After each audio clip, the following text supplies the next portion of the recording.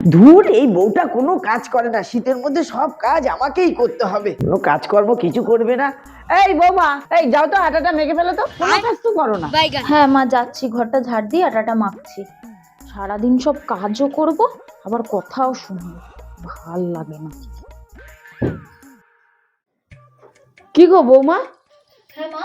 রাত কত হয়েছে, তোমার চিন্তা ভাবনা কিছু আছে? যাও গিয়ে রুটিটা ভাজো, সব কাজ আমাকে করতে হবে।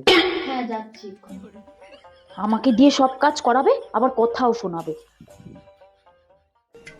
বৌমা, হ্যাঁ, সারাদিন কি শুয়ে বসে কাটালেই চলবে? বেসিকে যে বাসনগুলো আছে সেগুলো মাজতে হবে না? যাও মেজে ফেলো, নাকি সব কাজ আমাকেই করতে হবে? সারাদিন সব কাজ আমি করি, সারাদিন খেটে মরি, আর শোনাবে শুধু সব কাজ উনি করে, আমি নাকি কিছুই করি না, শুয়ে বসে থাকি। ভাল লাগে না। আবার এখন বাসন মাজো এই ঠান্ডার মধ্যে, উফ। ও, এত জল তেষ্টা পেয়েছে, টেবিলে একটা জলের বোতলও নেই, সব কাজ আমাকে করতে হবে, এই জলের বোতলটাও আমাকে এনে খেতে হবে জল। সব কাজ আমি করব, আর খালি বলা যে নিজে করে সব কাজ। আজকে দেখাবো মজা বুড়িকে।